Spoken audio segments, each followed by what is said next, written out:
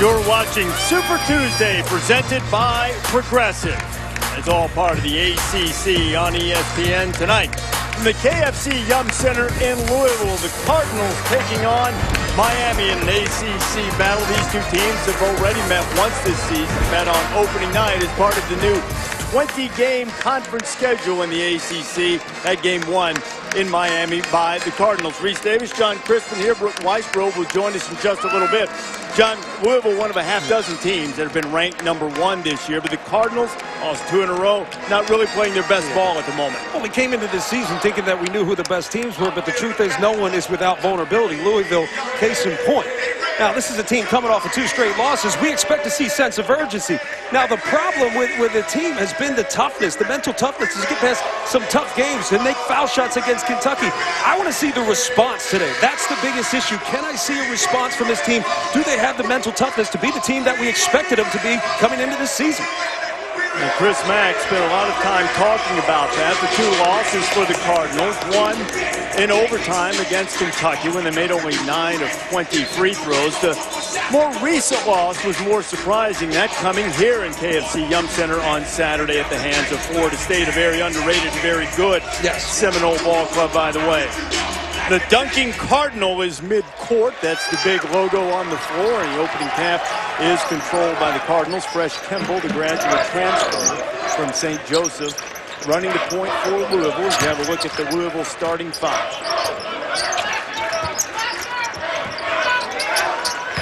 Oh, high-low inside, opening with a high percentage shot. Stephen Enoch. It's going to be interesting to see whether they were comfortable and patient against the zone. They were clearly prepared. That high-low is going to be there all night.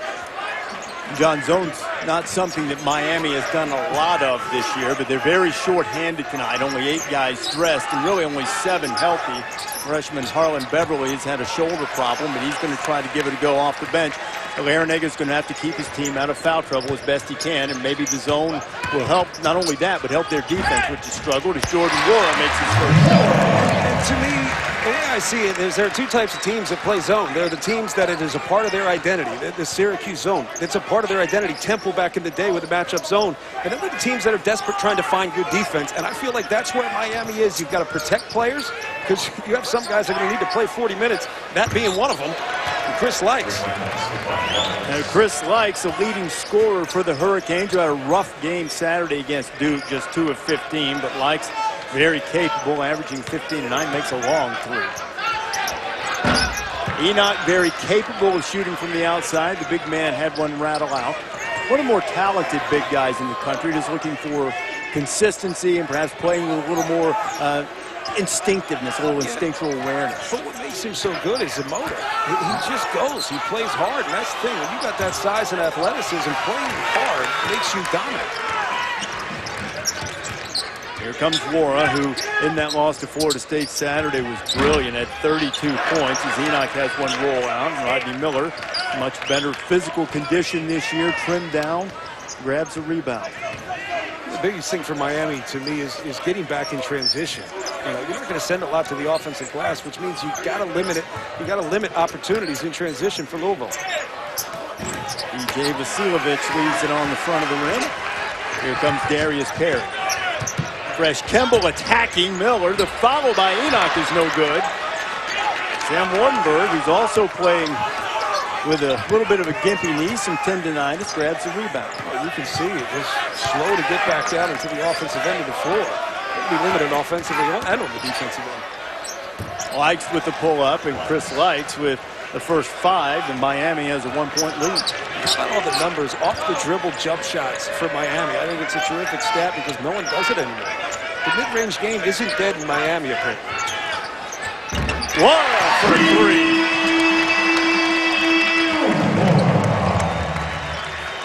Jordan Wara and Chris Likes, offensive leaders for their respective teams, both with 5 out of the game. A little bit of a quiet feel here in KFC Yum Center. Zone does that sometimes. It's just a slow start. There's really no rhythm yet. You get open looks, they go in, and it feels kind of ho-hum. E.J. Vasiljevic, excellent 3-point shooter. Hasn't shot it as well of late, but couldn't get that one to go, and the foul is going to be called on Miller. It's his first. There is Chris Mack in his second season as a head coach of the Cardinals. Got his team to the NCAA a year ago, and is really one of the terrific coaches in the country. How patient do you think Louisville fans are? Well, because there's a little bit of a process to what he's doing. It's kind of recreating an identity for the program, a culture for the program, and it does take time. The expectations are incredibly high. There's a lot of little things that they've got to do right for them to reach their potential. But this is still a Final Four caliber team. Well, we were talking to Bob Valvano before the game, who has a radio show here in Louisville, the voice of the Cardinals for many years, works with us on ESPN radio as well.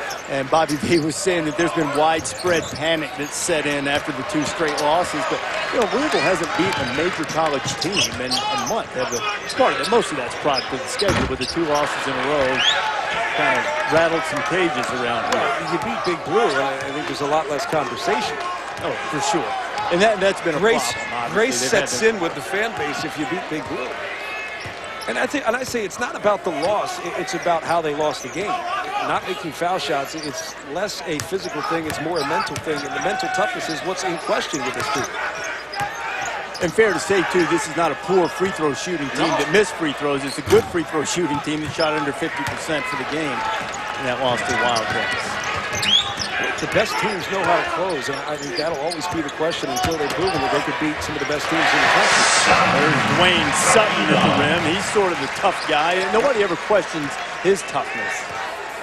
Well, physical toughness and that finisher mentality is different. I think that's something that Chris Mack's trying to find. Who are his finishers? Who are his closers? Likes turns it over. He's the only guy that's made a basket. Warren's going to get the offensive foul, and they just shoved Likes out of the way. Likes told me today he wanted to be a pass to get up under guys, and he just did it to Jordan Moore and made him pick up a cheap foul. Welcome back to Louisville. The Cards up 9-5 early on Miami. And Chris Likes, who just got the offensive foul from Jordan Moore, said his nerves got the best of him in their first matchup against Louisville. But after that, he went back to work. And he told me there was no better way to get past those nerves than to get in the gym. Now, Likes knows he will face an angry Louisville team that is ready to limit his mobility and make his life miserable. But that 5'7" guard smiled at me big time when I asked him, hey, are you ready for it this time? Brooke, he had a good second half in the first meeting, but only scored 4 points in the first half. Louisville used like a 17-0 run in the first half to take control of that game. They were up by 19 at the break, so the coasted home. That victory on the road. David Johnson has checked in, a highly touted freshman from Louisville, just turned the ball over, played his high school ball here. They've got a lot of high hopes for him. Really good athlete, good ball handler, and good size. He's guarding Likes. If you're going to guard Likes, you always have to play him off the ball as if he's trying to get it back. I mean, that's really the biggest key, because that's how he creates space. He fakes you back door, he fakes screens, but it's always about him getting the ball back. Chris Mack has gone into his bench. Malik Williams, who just picked up that loose ball, and Ryan McMahon, who has it now, both off the bench. Ryan spent a lot of time starting this year as Sutton lines up to 3 and hasn't shot the ball to his capabilities of late.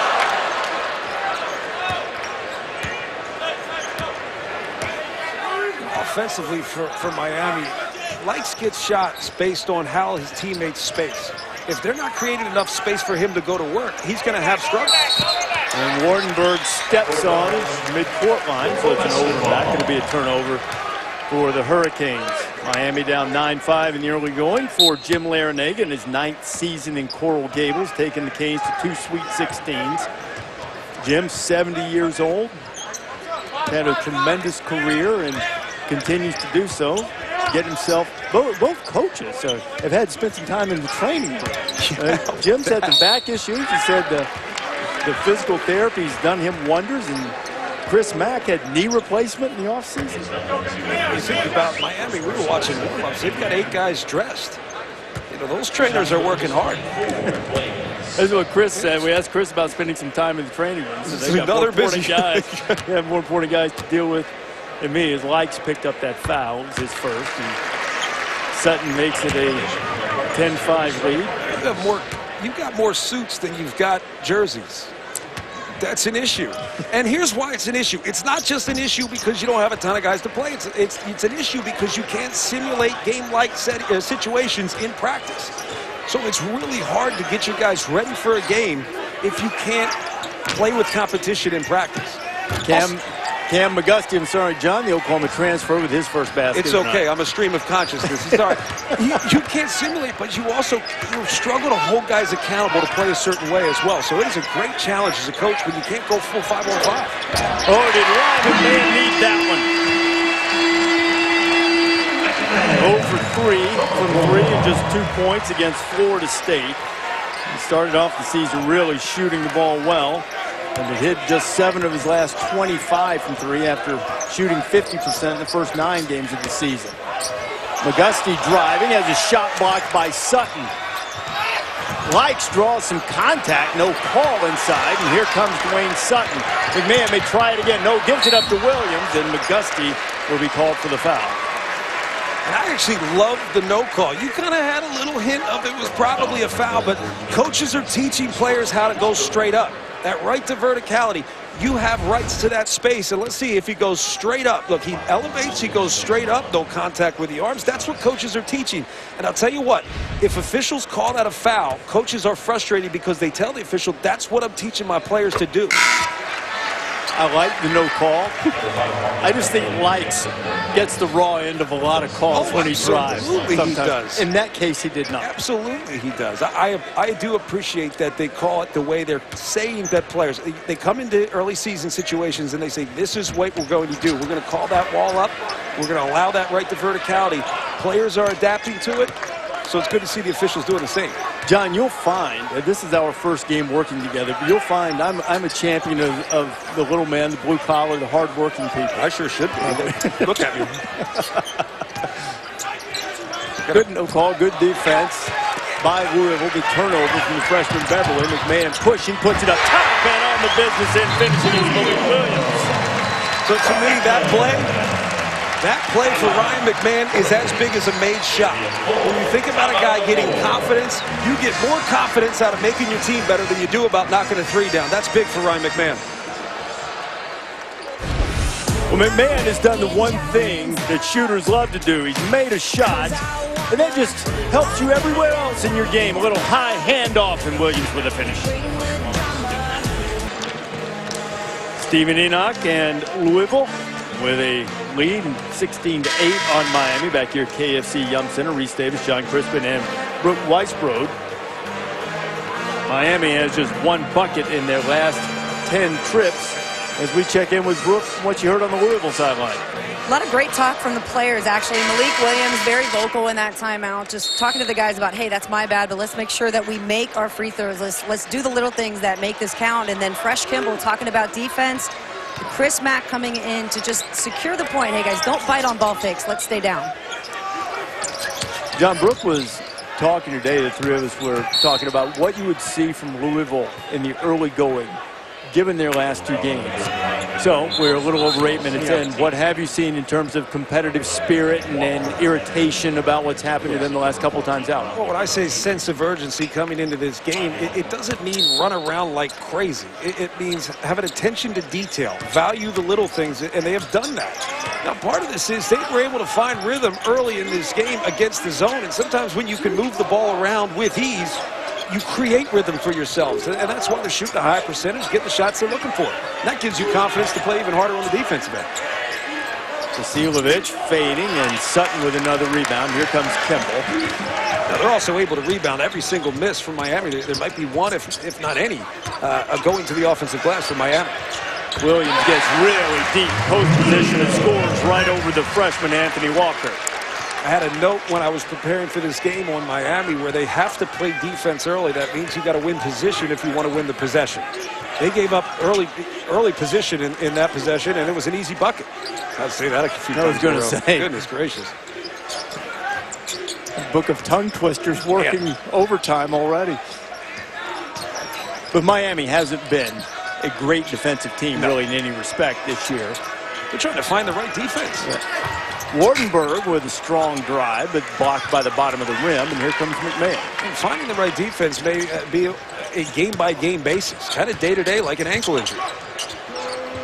Kick out and swing, Sam Williamson into the game. Another freshman. who's curling, lost his balance, and now Miami has it. Beverly up ahead, and Beverly with that left hand, the left arm that he couldn't really raise above his head during shoot-around today. We're not kidding either. No, not at all. Actually, this is the proper use of the term literally. Yeah. He actually literally couldn't pick up his left arm, and he actually finished that one pretty cleanly. And man a little long in the 3. Kimball has the rebound and a fresh 20 for Fresh. Williams, no. Williamson soaring in, gets a hand on it. Walker trying to corral it. He can't, and it'll stay with the Cardinals. Coming up next over on ESPN, 9 o'clock Eastern time. Louisville fans will be looking forward to this so they can root against Kentucky. Kentucky and Georgia.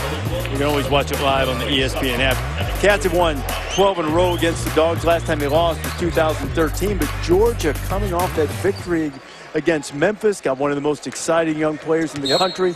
Anthony Edwards averaging 18 and 5, and number 2 prospect for the upcoming NBA draft to come on. What do you think of Edwards? I think he's terrific. I think we leave out Rayshawn Hammonds, though. This is a guy of, what, 14 and 9? You're not the same team without him. So I think we forget sometimes there are some other guys. Wow. I just got to stop talking when he's got the ball. It's all right, stream of consciousness. Wara with his second 3. He has 8. Coming off that 32-point performance against Florida State, in which the whole team only scored 65. Louisville has its largest lead at 11 in the first half, starting to go a little bit like the first meeting of the season down in Coral Gables. Another miss for the Hurricanes. And it's really early. And the last time I was in this building, Louisville squandered a 23-point lead to Duke in about 8 minutes and change. So I'm certainly not calling it over, but it's starting to get into a little bit of a danger situation. Miami needs to find something as Walker's called for his first foul. And if that shot is going to go, I think Jordan Wara is already the toughest matchup in the country. And there may be better players, and that is to be determined. I think it's too early to say who the best player in the country is, but there's not a tougher matchup. He's a 4-man who can play like a point guard, a scoring point guard. Wardenberg and Enoch were locked up in the paint, and Wardenberg's going to have the foul called on him, the redshirt junior from New Zealand. It's his first. My favorite things about Jordan Wara is when he gets a rebound defensively, he can push it. Very rarely do you see someone stop the 4-man with the ball. Guards get out and defend the perimeter, and he's just got a head of steam, kind of LeBron James-esque, and gets to the basket. A long three-pointer by Darius Perry.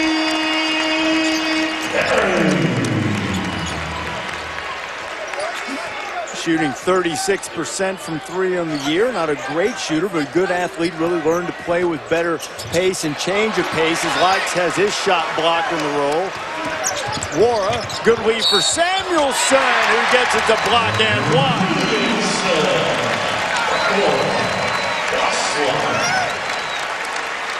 The fact that you have a .4, right? .4s are what we talk about in the NBA. Those are the guys that are just so difficult to defend. The block on one end, Jordan Wara is the guy that gets it. It's just a perfect pass. I mean, just a sit-down, simple pass. Perfectly executed break. Foul was on the freshman Isaiah Wong, who's getting some time. Made his debut against the Cardinals, scored a bucket the first time, but with all the injuries the Hurricanes have had, getting some run in the first half here, and the lead is 16 for the Cardinals.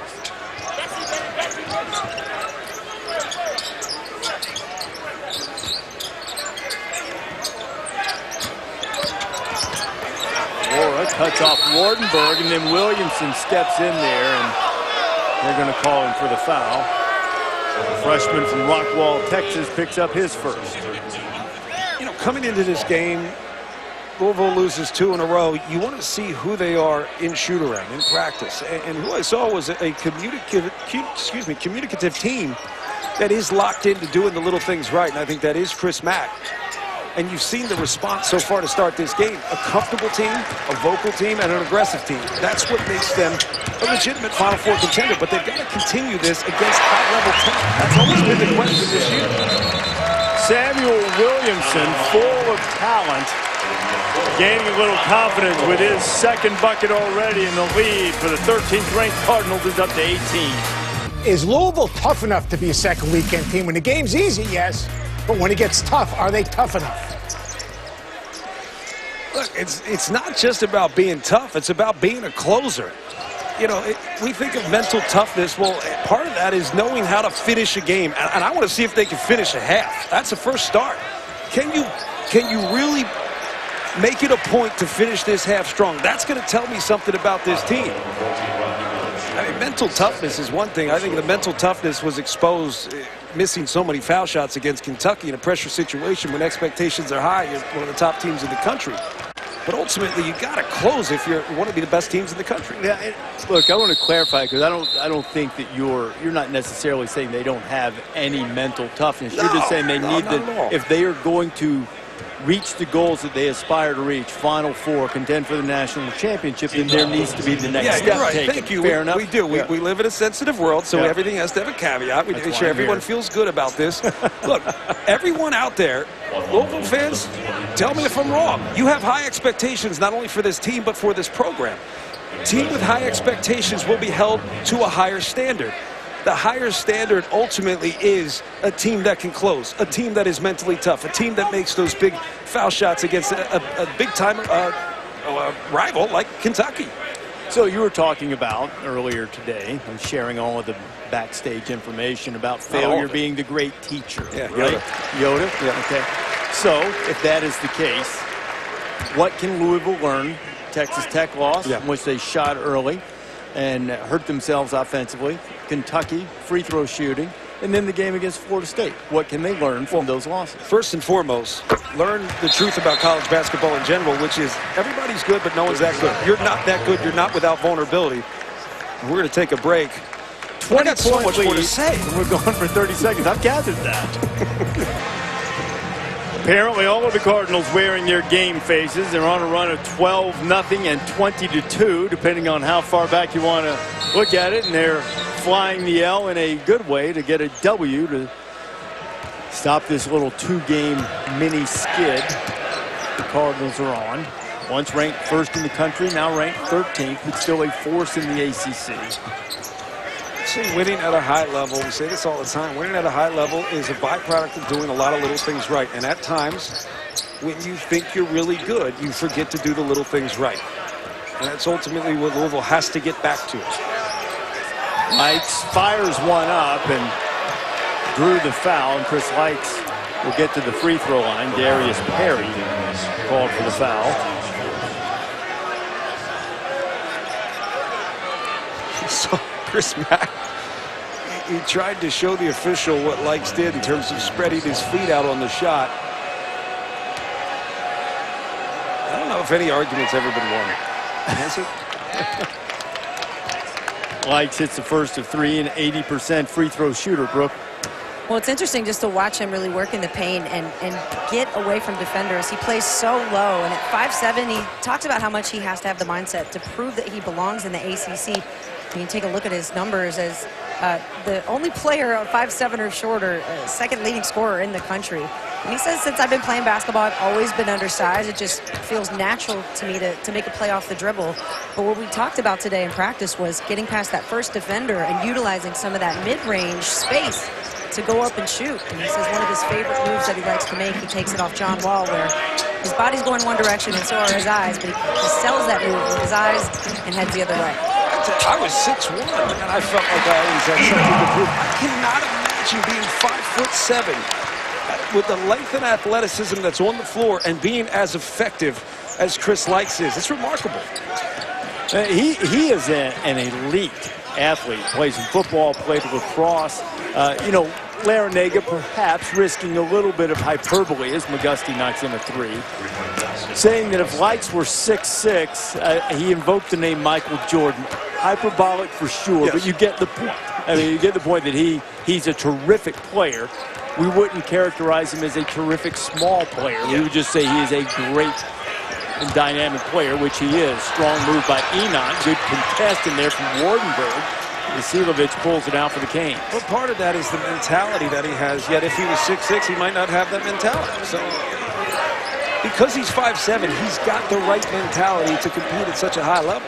And I just like how honest he is with himself. I mean, he understands his size and what he's got to do more so than the other guys, which is you got to work harder off the dribble, you got to separate yourself, and that comes with speed and strength. And I mean, you see his stature, he's got both. And you just have to learn how to use them. And we've seen some mid-range jump shots in this game, but I don't know about you, John, but I'd like to see more.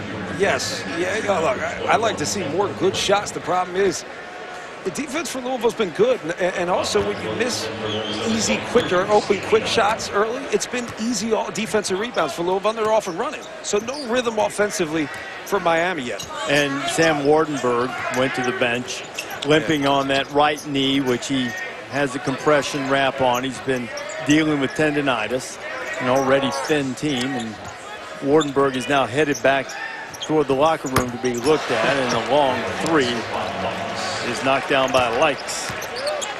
He has 11, bouncing back from his subpar by his standard outing against Duke. Harry with a nifty move, and that bucket's going to count. Goaltend's going to be called on Miller. I think the ball actually hit the rim. It was under the rim, but they have made contact with the rim. The ball's underneath. You know, every coach out there who's playing against Miami is going to show tape of that Illini game. Yeah, that wasn't going in. Yeah. Did the defender hit the rim? Yeah, he grazed it, but the ball didn't have a chance. But you're going to show that tape because you show the potential of this kid. He won that game by just attacking and knocking down shots. He's that dangerous.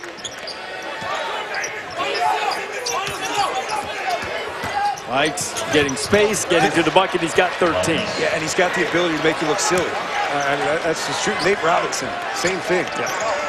And the thing is, it's not fair to Nate Robinson or Chris Likes. They're that good. Laura working on young Isaiah Wong, and comes up short. Miami down 15. It has been anything but pretty so far. We finished the half strong, sort of what you were talking about earlier, John. The Canes could make a game of it. Likes perhaps rushing it a little. Also perhaps feeling the weight that he's really been the only guy to get anything going so far. You can just feel the rhythm is kind of skate low. That's just pretty. Oh, Sutton blew the layup off the great cut and pass. Half pretty. Finish, to your point. Yes.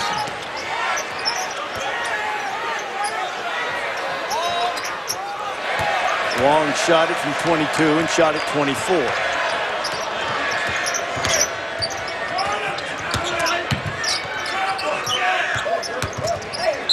And Wara is fouled by McGusty on his way up. A 15-point lead as we head toward the final 3:44 of the first half from the Ville. Welcome back to Louisville. The Cardinals a big lead over Miami, and Jordan Wara, who made the decision to come back for his junior season, has been rewarded. The preseason AP All-American and preseason ACC Player of the Year. Also made the preseason top 50 Wooden Award candidate. And that reminds me, do not forget to tune in Wednesday for the Wooden Award midseason top 25 specials, provided by Wendy's, or presented by Wendy's. The men's preseason list of 50 players gets cut in half. The women's top 30 is trimmed to 25. It all starts at 6:30 Eastern time on ESPNU. Who would you vote for right now? Best player, John. Gosh. It's just so hard because I believe the best player on the best team. That's just who I am. I want to see winners win those awards. So it's hard to say. I don't want to be political right now, but like it's impossible to say. So would you, Vernon Carey? Yeah, I think Duke has the highest upside. Okay. You know, I feel like we're talking NBA draft, like, oh, they have the highest ceiling, the big upside. Well, they do. They have great potential if they can be a really good defensive team, if they can knock down open threes. That's going to be the challenge. But you take away the Stephen F. Austin loss, and there's no question whether they're the best team in the country. Vasiljevic gets into the paint, and foul is called on Kimball. It is Kimball's first. Vasiljevic, of Serbian descent. He was born in Calgary, but he moved to Australia at the age of 6. And of course, the bushfire crisis in Australia has really gripped and inspired many to be generous, and DJ is donating $5 for every three-pointer made in ACC play. to aid that bushfire crisis to date because of the things that he has done. The GoFundMe up near $6,000, and thankfully, I think our friends in Australia got a little bit of rain, and hopefully will help with that tragic crisis that has killed so many in the wildlife and destroyed property out there. Just a sad thing to see, and DJ doing his part to help his homeland. Well, if you have a chance and you're watching this game, just pull it up on your phone. Look at some of the images. It gives you great perspective. The way they celebrated rain. We don't celebrate rain like that. We get miserable when it rains. They celebrated rain because of what it meant for the area. So I mean, it's just a very gracious thing for him to do as well. We've seen a number of players do that. Show them the platform that they have and the way people respond to them. And Miami sorely needed someone to help out on offense other than Chris Lykes, as McGusty has now hit 3 3-pointers. He has 9. Kane scratched back to 12. But Vasiljevic is a guy who has continued to improve. I think he's really improved his physical conditioning this year. Sutton missed an easy one earlier, made a tough one. But, you know, Vasiljevic is a dangerous shooter. He's not shooting his best right now. He's been scuffling a little bit from the perimeter, but the platform that he has, the attention that he's drawn to that crisis is certainly admirable. Chris Lykes. Here comes Wara pushing, as you've talked about. Yeah, I like it. I like when he pushes because guards can run the wings, bigs just get to the basket. And someone's got to stop Jordan Wara with the basketball. Malik Williams working, following his own shot, but Lykes digs it out. Vasiljevic for 3. And that's where he's gotten a lot better, is off the bounce. You know, he was a catch-and-shoot type shooter. Now everything's coming off the bounce because guys are trying to run him off the line. College teams understand you got to defend the three-point line and you got to protect the rim. Wara answers. Not much you can do about that. He's physical enough where if you have a poor closeout, he will beat you to the basket and you're done. He likes it at the foul line for an and one. So you just have to contest those threes and hope he misses. Jordan, hope you get a rebound. Yeah. Jordan up to 13 points. McGusty working on him. And McGusty's made 3 and couldn't quite get the 4th one to go. And here comes Wara as we head down towards 60 seconds to play here in the first half in Louisville. Cardinals have pretty much controlled this thing from the tip. Wara working on Miller, who has 2 fouls, or rather Williams, I should say. He might have settled for that one, and Wong pulls it out. About a 14 to 15 second difference in shot clock and game clock. Wong is going to draw the and one. It was a little awkward looking going. I'm glad you said it. I'm glad you said it. But it worked. It was completely awkward. I don't know. It's like a Euro step back. I don't even know what this was. He took contact. How he got that thing up. Before it just being on the 4th foul and he come back down. Finished in a yoga pose. I mean, it was awkward. Every now and then you get it right like that. You know? Isaiah's a freshman from Piscataway, New Jersey. He's thought of as a potential explosive scorer. Really got off to a little bit of a slow start in his collegiate career. Shot under 25% for his first 4 games. But since then, in some limited minutes, shooting better than 40% from the floor. And effective 3-point play there. And the Hurricanes draw within 11, still within striking distance here after a less than perfect first half. The transition's really hard. The transition from high school to college, because you're still playing a role. You're not the star, but you still, I think Jay Billis even said you got to be a star in your role. And it's a really hard thing to grasp and be effective at early in your career. McMahon from the elbow misses. Vasiljevic has it. He's got plenty of time. Didn't have to take it from that deep. And it didn't work out. So Louisville will go to the break with a 43-32 lead. Cardinals have led by as many as 18. Miami hit 6 of his last 11 shots to get close. Here's Brooke with Chris Mack. Coach, you have a 20 to 8 points in the paint advantage over Miami right now. How do you feel about your team's aggressiveness? It's good. I mean, we got to take few smarter shots there down the stretch, down the end of the first half. But other than that, I thought we were doing a pretty good job of trying to find Steve. And, of course, we had some shots. Jordan hit some shots. I think our defense was good for the first 15 minutes, 5 minutes, last 5 minutes. We got to get better. Thank you. Chris Brook, thank you very much. Cardinals, the double-figure lead at the half. We'll go to the studio after the break.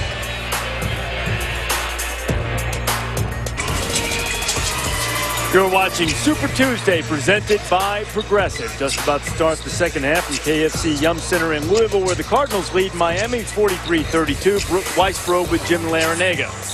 Coach, Chris Likes with 13 of your team's 21 first-half points. What would you like to see from your other guys?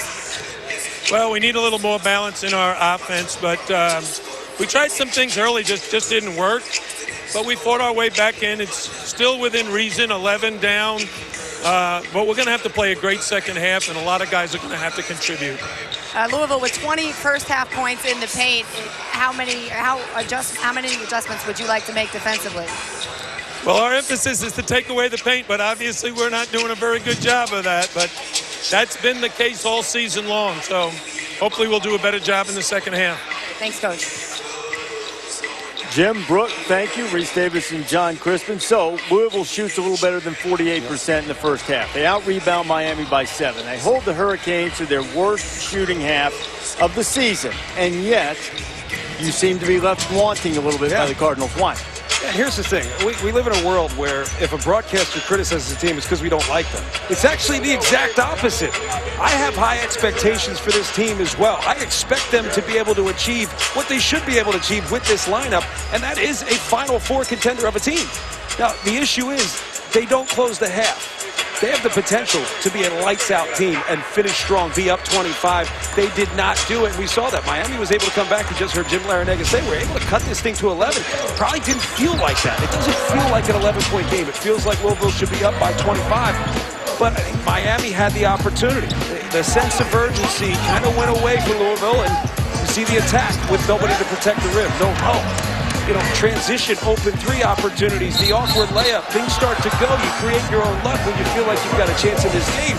So my criticism for Louisville is actually the greatest compliment I can give them because I have such high hopes for what they can become. But it's still 2 months away from the Final Four. Nobody expects them to be a finished product now. Without a doubt. And, look, the first half, two guys you would expect to lead their teams are doing just that. Chris Likes had 13 in the first half, and for a long stretch, he was the only guy doing anything for the Hurricanes. And Jordan Nwora, who was the only guy to do anything for Louisville on Saturday against Florida State. Been much more efficient today. Continuing his excellent play, has 13 points, coming off a 32-point game against Florida State. And as it is, the Cardinals are up by 11 as we get set to start the second half. It's funny, somewhere along the lines, we talk about preparing for the games. I write little notes. One of the notes I wrote about Louisville was they've got to get meaner, particularly Jordan Nwora. Jordan Nwora is a guy who can absolutely dominate any single basketball game when he wants to. You think he can't do that when he's being nice? He's a nice guy. He is a nice guy. It's not mutually exclusive things. Being pleasant and being hey, you can be nice and mean. Mean on the floor. Mean right? on the floor. Likes trying to open the second half with a three, and good shot that wouldn't go down. Miami has taken a lot more shots off the dribble. We'll talk a little bit about that in the second half. Product of the analytics that Jim Larinaga so diligently studies. And also defensively, Miami's been better in man. They started this game thinking their opportunity was going to be zone. Well, they've been better in the man situation. Even rebounding the basketball better. What Larinaga say coming into the game, they've been about 900 possessions. They've played 30 or 40 maybe in zone. They started in zone tonight. We've had some misses to get things started. Nwora acted like he was going to go dribble handoff. Auguste cuts him off. Stephen Enoch going to the right hand. Here come the Canes, and he's been able to get one to fall in the first minute here in the second half. Who's going to wake up first, right? Mike's working on Kimball. Fresh Kimball, the transfer from St. Joe's, puts it in the spin cycle, and Wardenberg, who's had trouble with that knee and still is, he's slow to come back down the court, is able to get the block. Foul call on Darius Perry. I give Wardenberg a ton of credit. I mean, just to be able to move, you've got to anticipate a lot more when you're hurt.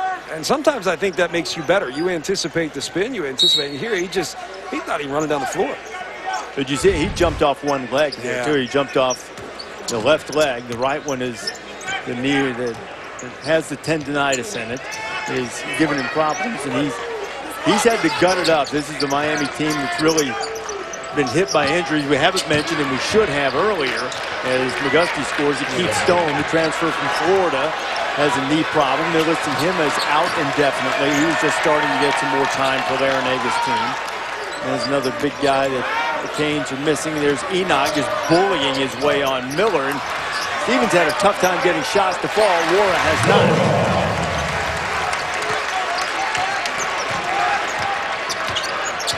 15 and 8 is Wara. Looking for a double-double the first time these two teams played on opening night. Wara went for 23 and 12, and he's right on target for that. McGusty settled for the three. Perry on the push. Wara.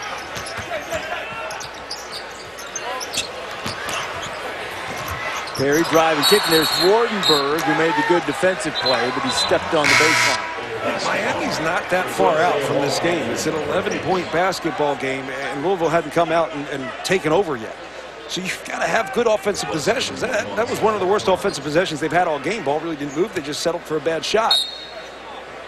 You've got to capitalize on the opportunities you get against a really good team.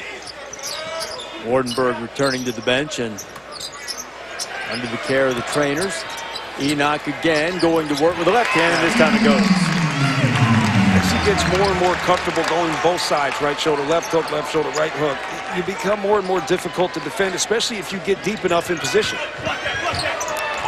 Enoch with the defense. He went straight up at the rim. There's a whistle.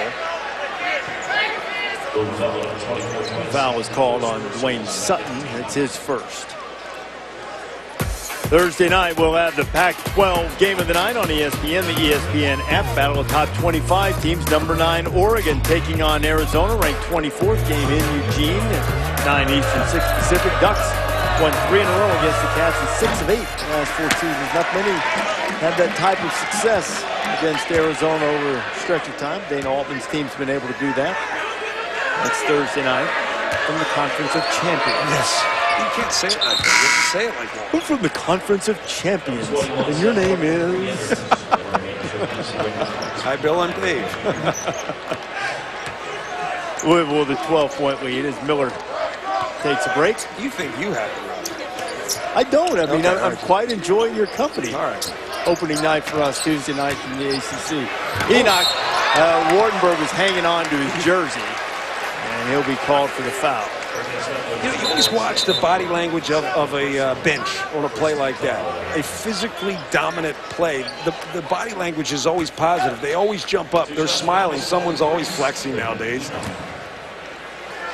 I think the flex has become like the archer or the 3 goggles. Yeah. The guy goes 1 for 12 and he's throwing up 3 goggles or the archer. Relax on that. Let's see what Stephen Enoch did. He raised money to attend his first basketball camp by doing yard work. God bless him. I mean, seriously. Those are the stories you want to hear. He started his career in Connecticut, and he missed both free throws. His free throw shooting hasn't been as good this year as it was last year. Still respectable, like 70% coming in, but he was about an 80% free throw shooter last year. He's got touch beyond the three-point line as well, as Wara picked up the foul on the misses. So the numbers not showing it, but this is a really versatile, skilled big man. He's just got to continue to develop those instincts. Think less. Think less, which makes you more dangerous.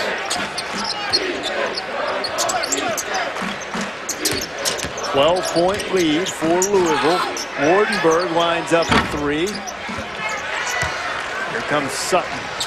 It's going to be tough for Wardenberg to make that shot. You know, 3-point shooting is all about balance. You used to don't have balance because of the knee issues. It's going to be tough to knock that down consistently. Now, Wardenberg's working hard, but Enoch's just way too big and strong for him. And Sam's making him work for the position in there. And Wardenberg wins and gets the defensive rebound. 1 shot now for Louisville. Lights has it rattle out. You get the feeling that the crowd's a little lulled to sleep here, too. It's almost as if a little Miami run might wake them up as well. Yes. Yeah, and they did. When they cut it to 9, the crowd finally picked up. Tell you what, I've decided, as if I didn't think so already, but the redshirt junior from Auckland, New Zealand, Sam Wardenberg, is tough. Yes. He is fighting his rear end off. It's tough enough just to run up and down the floor. But when you think about what he's going up against, Stephen Enoch, and how hard Enoch works for position to keep him off the glass. We are having a missed shot festival here in opening minutes of the second half. To that end, Ryan McMahon's over at the scorer's table waiting to check in for Louisville and perhaps to get that offense going, and Larinaga looking for some answers here in the Derby City.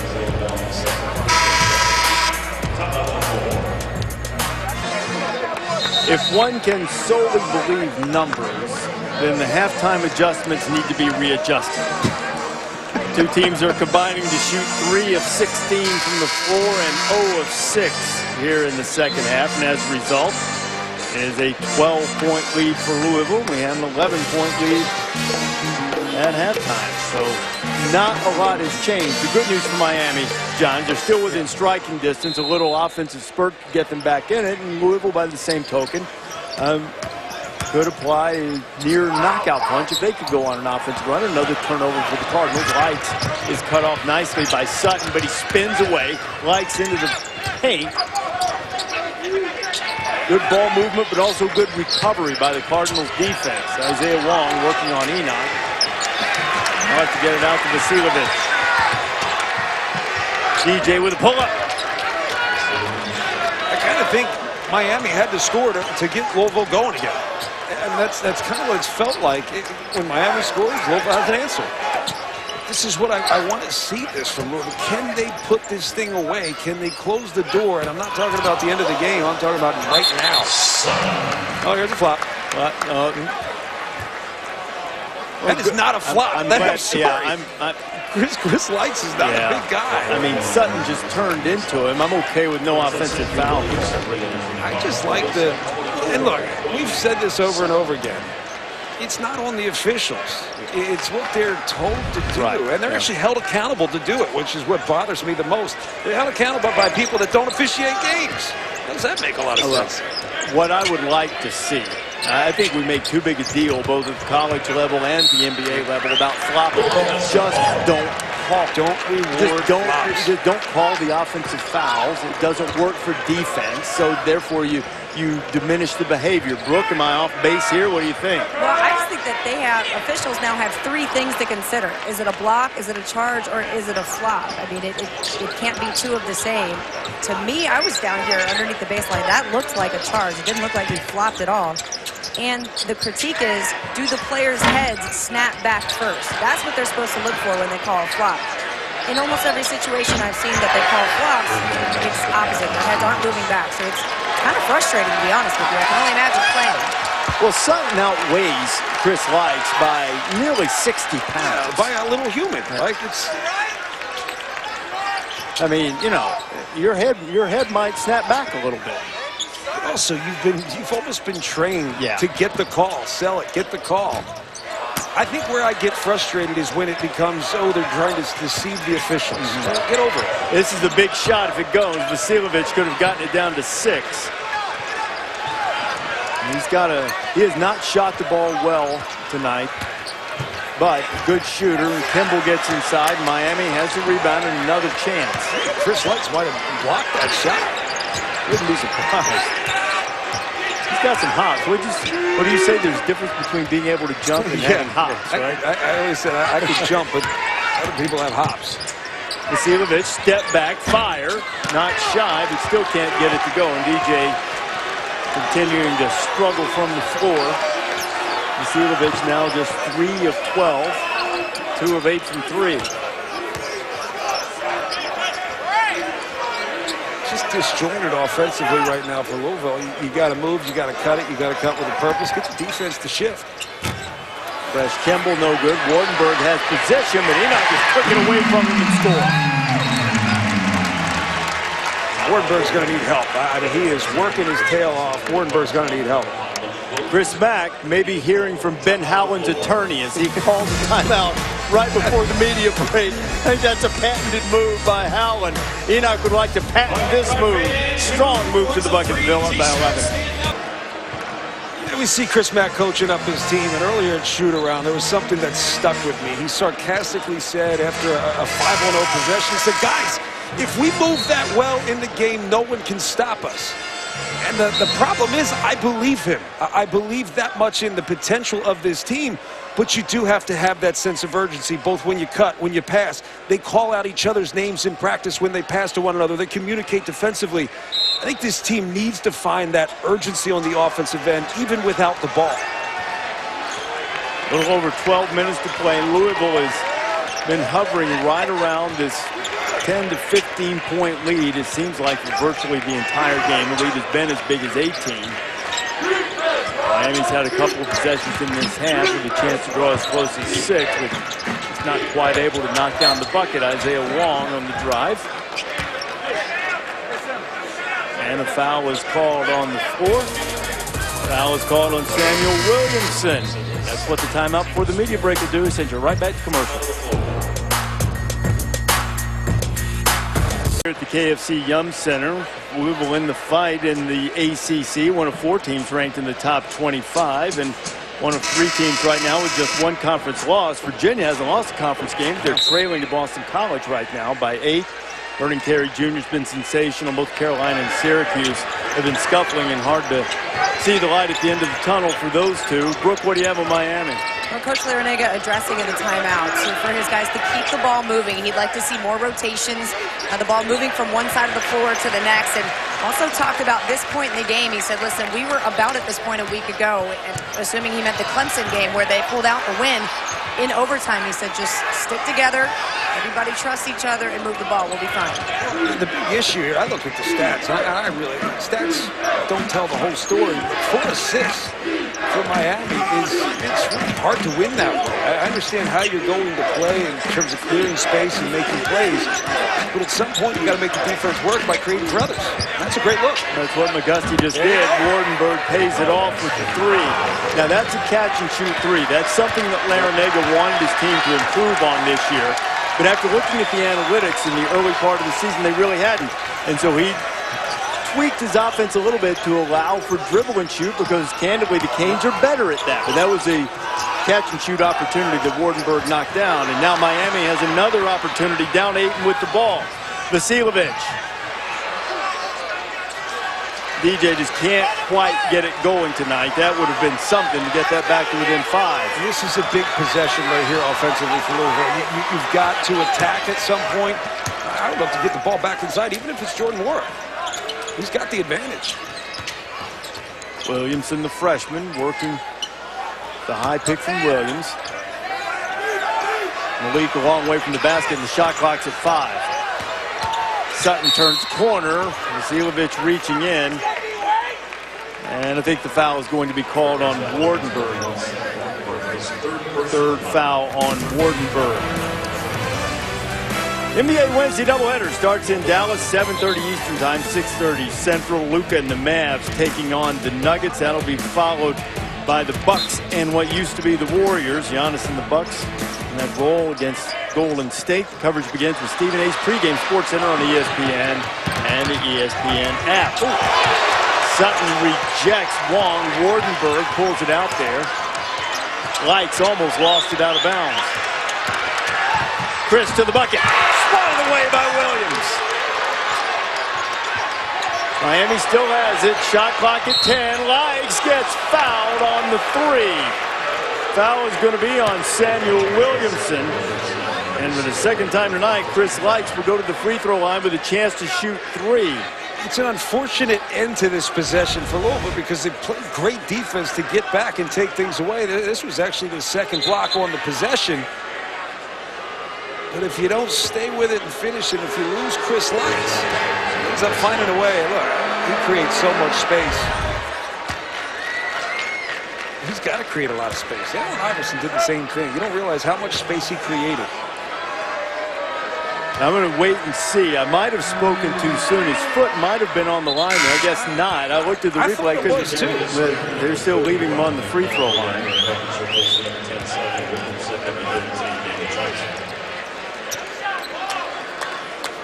But Miami is closer than it's been since it was 18-10. Let's have a look at this now. What do you think, John? From that angle, it looks like it, but whatever. Well, he knocked down all three I don't know what to say. It was or it wasn't. I can't tell. And either way, it's 51-46. Here we go.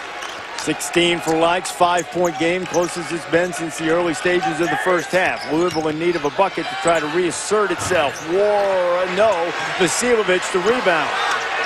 This is interesting time because this is where you are tested. The mental toughness of this team, the ability to finish for this team will be tested here down the stretch. Not a big challenge to have.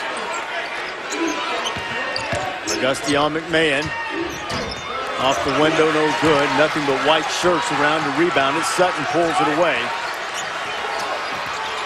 Inside 9 minutes to go. Canes on a 9-2 run.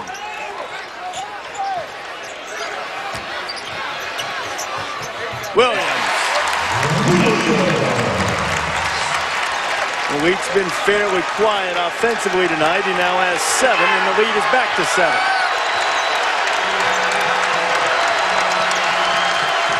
Now they're away.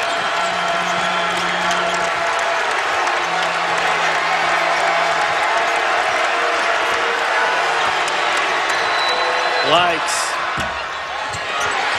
fighting for the rebound, and Wong has it in the fresh shot clock, which remembers 20 seconds now for the Hurricanes.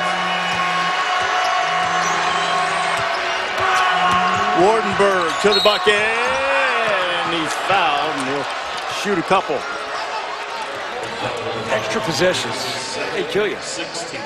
You know, you really didn't have to defend in the first possession. Miami just sits there, dribbles. Chris Likes, creates space, gets a shot. But you can't fall asleep when a shot goes up. You've got to locate rebounders, box them out. Little fundamentals at times are the hardest thing to do. Wardenberg on that sore knee has double-figure rebounds. He's not a great free throw shooter, under 60% on the season, but he makes the first one. And it's back to a 6-point game. You know, we've been talking about what Louisville needs to do because of the high ceiling for the Cardinals. But how about Miami shorthanded tonight and with every opportunity to cash it in and just let this thing get away from them?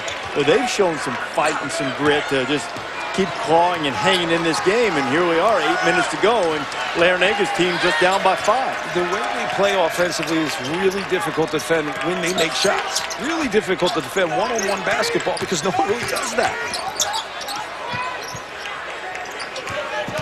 And defensively in the man, Miami's been much, much better.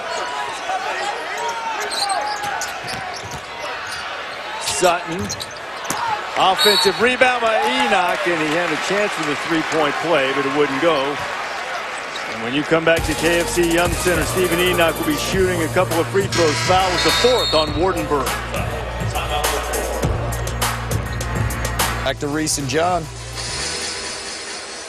Guys, we'll look forward to that one. We may have a finish here in Louisville. Stephen Enoch, 10 points and 9 rebounds onto the Knights. Stepping to the free throw line, his team holding to a 5-point lead. Miami has been toward the bottom of the country in a lot of defensive categories. So why have they been so successful in the second half against Louisville tonight? I think you have to give Miami credit. They've been good on the ball. They've kept the ball out of the paint, but they've also been able to be better because there's been a lot of floating on the offensive end. Floaters on offense make any defense good. And the backside has been in position. You keep the ball in front, you're going to have success. Enoch makes the 2 free throws, lead back to 7. Crowd trying to absorb the Cardinal D.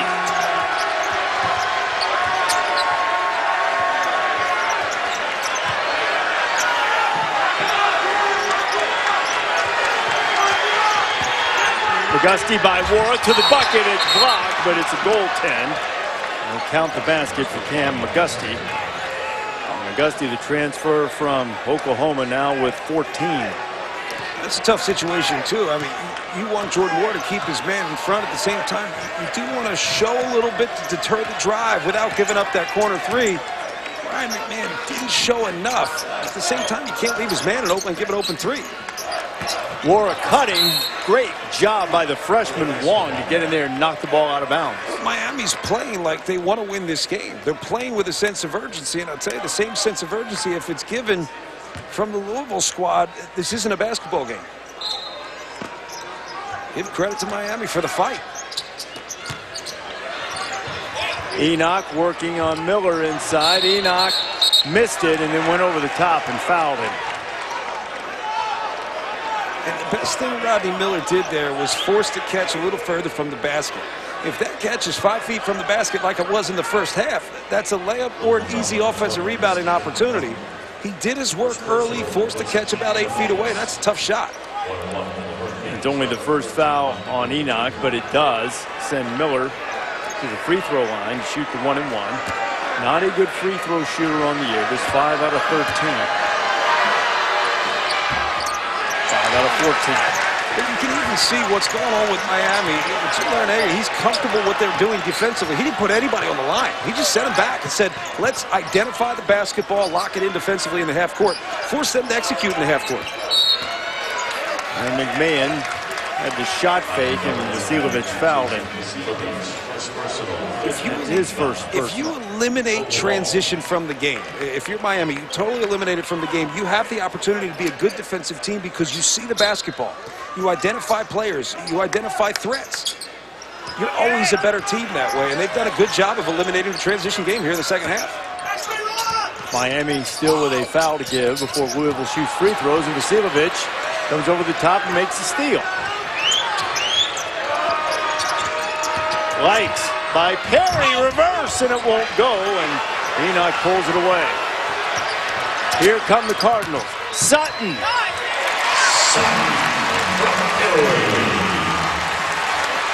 And that's what we're talking about. It could have been a layup on one end, transition opportunity, sit-down layup. Haven't been many of them for Louisville in the second half. Enoch with that rebound got a double-double.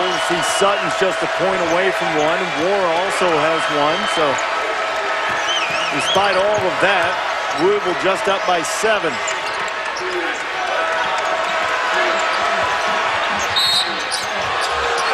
Auguste was working, and they counted the basket. That might have been an NBA continuation going for Auguste, and the foul was on Sutton, his second. The officials are even talking about, because that whistle came before the shot. Look, I like it. I like if they do count that shot, because I think that should be in the game. But I think that if you take a look at, there's the foul. I mean, yeah, that was before. That was definitely before the shot. No shot. Okay, they got together and talked it over, and Auguste will be shooting a 1-and-1 because of just what you said. Obviously, if it were two-shot foul, it would have been in the act. It would have been an and-1. Foul on the floor.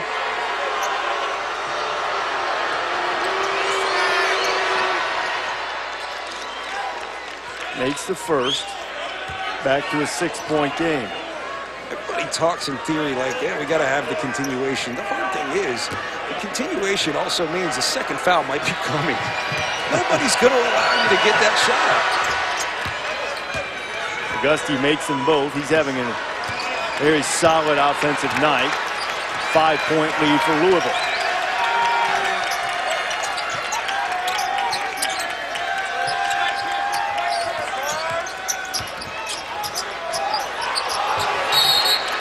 Perry trying to wrap-around pass, ill-advised, and he's going to live to tell about it as Miami knocks it out of bounds. You know, as much as a part of me does want to be critical to Louisville, I've got to give credit to the defense for Miami, except on that play.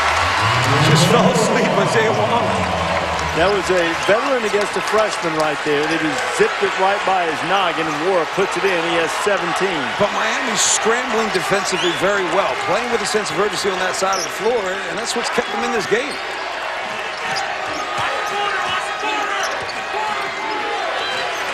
Inside 5 minutes to go. Auguste with a long one, and it was a 2, foot clearly on the line. Brent Hampton was all over that, immediately calling it a two-point bucket. McGusty now with 20.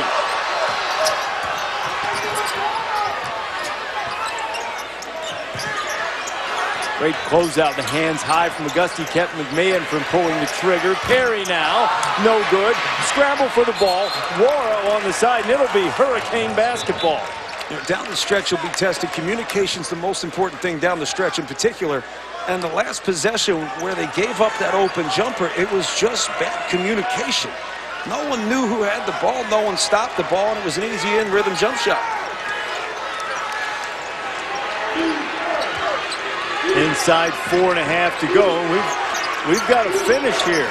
Louisville a 13.5-point favorite. Looks as if they were going to run away with this game. Miami kept scratching and clawing at one point. Down 30-10 were the Hurricanes.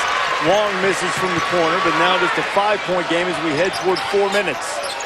Well, let's also set up the fact that Louisville's lost 2 in a row. Losing 3 in a row would be devastating for this team. But man, we've talked about, you know, do they have that fortitude, right? That intestinal fortitude. Well, losing 3 in a row would be tough. That'll help avoid that. Darius Perry with the end one to the foul on Rodney Miller.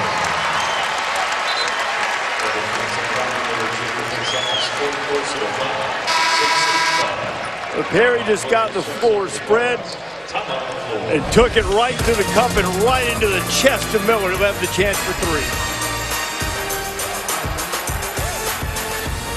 ESPN's exclusive presentation of college basketball presented by Progressive Insurance. Get slam dunk savings today. Visit progressive.com.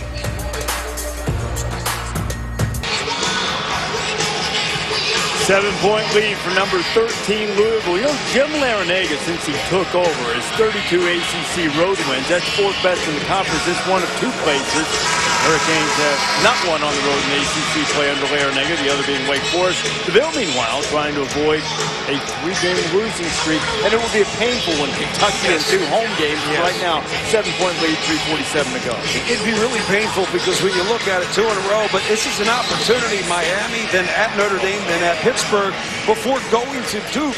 This is an opportunity to get yourselves right. I mean, this is still a team, in my opinion, that has the potential to be really good by the end of the season. But again, being really good, he's doing a lot of the little things right. And those are the things we haven't seen. Darius Perry finishes off a much-needed 3-point play for the Cardinals, and the lead stretches back to 8. Sam Wardenberg, that leg just won't quite hold up for him. We mentioned a couple of times he has tendinitis in the knee, and he's called for the travel. I don't know how much that was a contributing factor, but it seemed to be some. I think there are times you got their limitations. In that sense, you just got to be a ball mover. Dribble, handoff, screener. He's not going to get by anybody from the perimeter. So now, after being challenged by the Canes, Louisville can push it back to double figures with a bucket on this trip. McMahon for 3.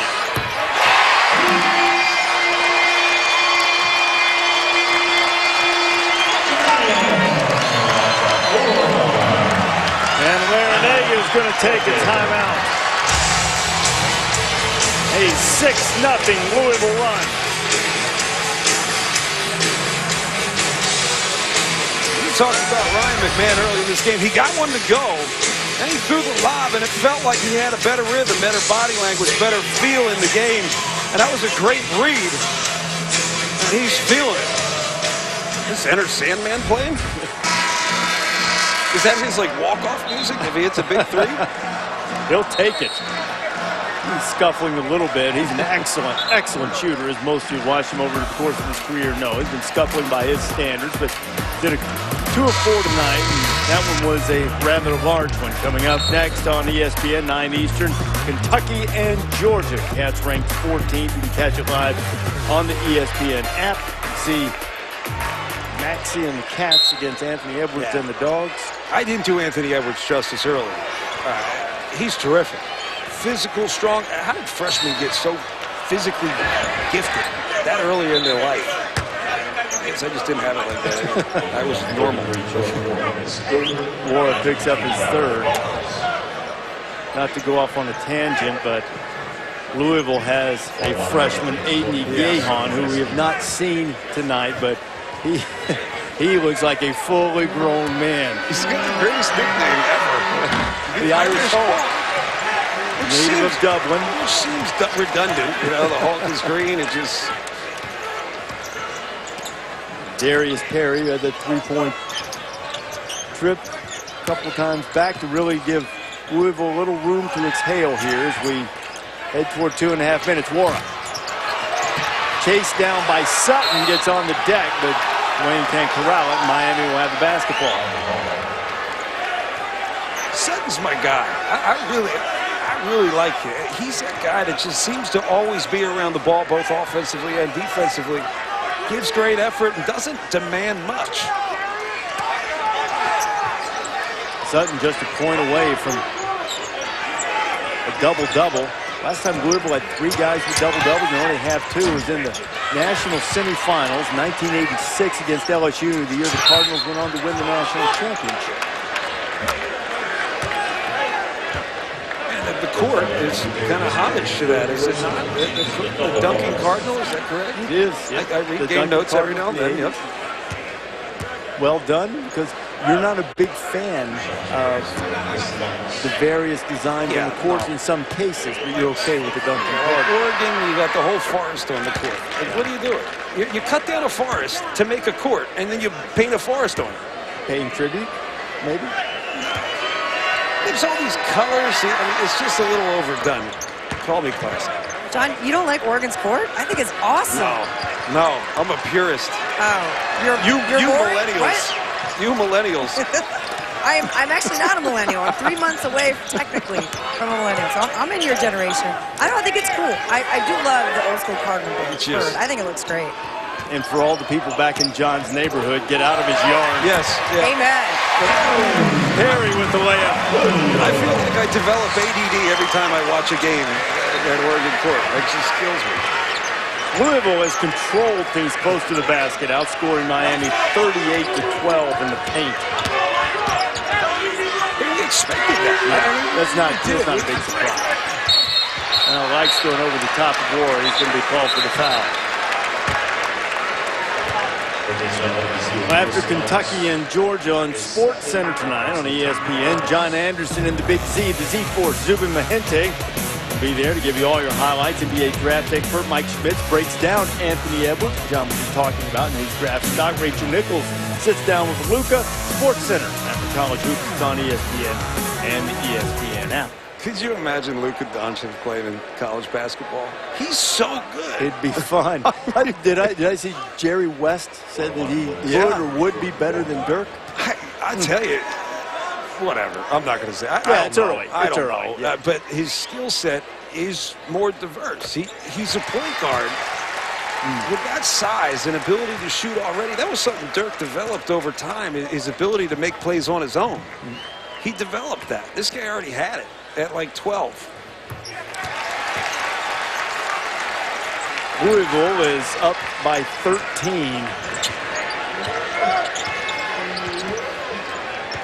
I'll just let that sit there for a minute.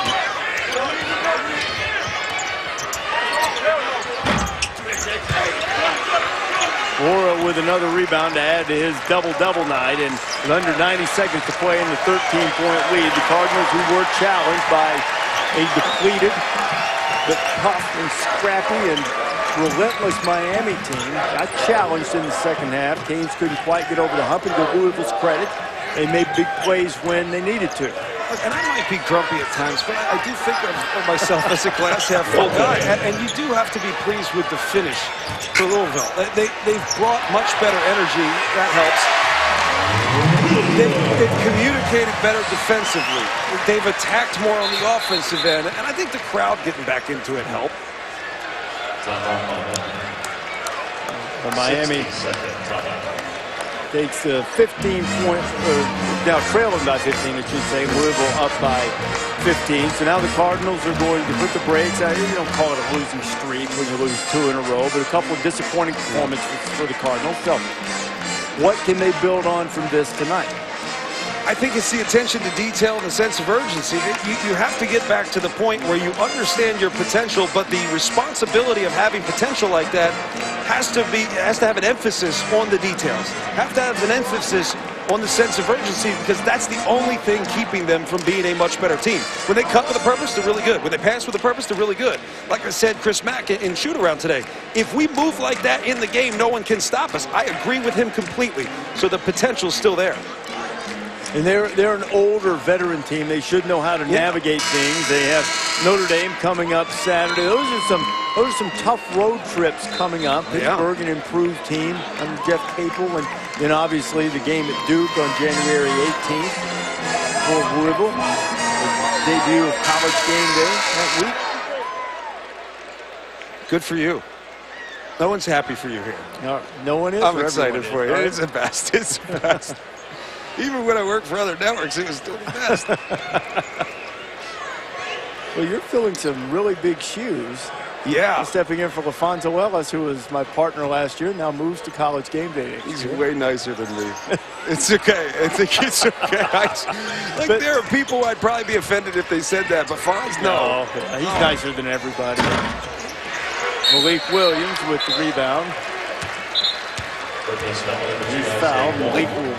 What does Seth feel like when people say that? Oh, Fonz is the nicest guy. Seth's sitting there. No one's even saying anything about it. Well, Seth's a wonderful guy, but he knows he's grumpy. Yeah, okay. I mean... That's why he and I get along, I guess. I guess so.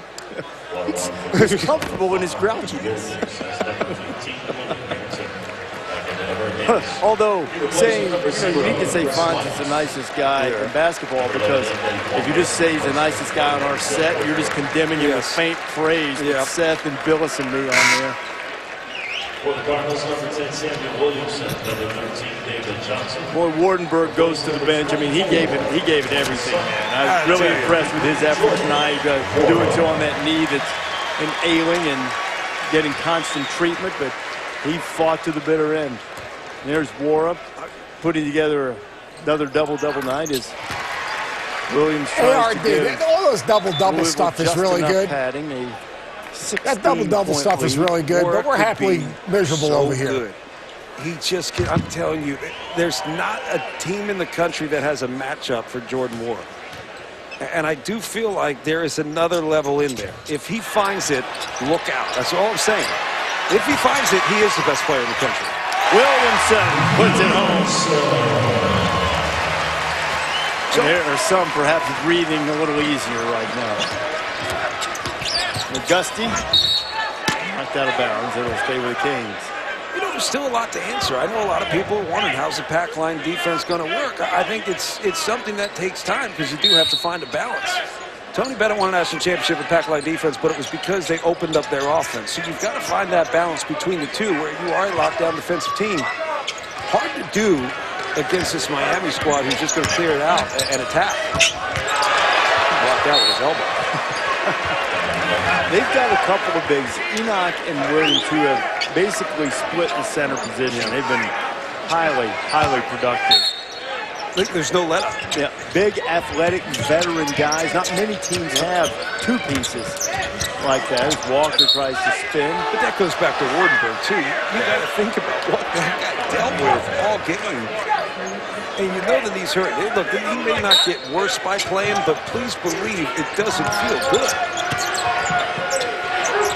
DJ Vasiljevic. It's been a long time coming for DJ, who's a terrific offensive player, hasn't necessarily had his best night, and the clock is going to hit 0, and Louisville's little mini skid is over. 74-58. The final. It's been fun, partner. Yeah, I hope we get to do it again. The season. What do you say? For John Crispin, Brooke Weisbrod, and our entire ESPN crew, I'm Reese Davis saying thanks for watching. Let's go back to the studio right now, guys.